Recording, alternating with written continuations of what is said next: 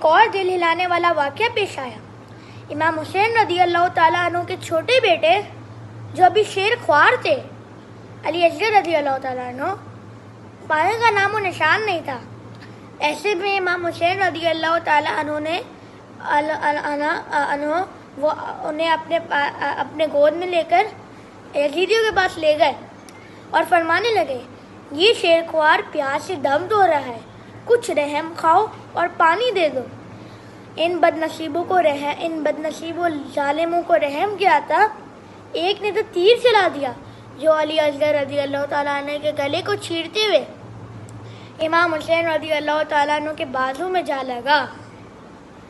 امام حسین رضی اللہ تعالیٰ عنہ جب واپس لوٹ رہے تھے، سب نے بچے کو آرام میں دیکھا تو سب کو لگا پانی مل گیا، لیکن جیسے ہی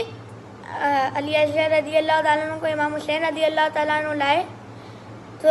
امام حسین رضی اللہ تعالیٰ عنہ نے فرمایا، نہر کوثر سے سیراب ہونے کی رحمت سے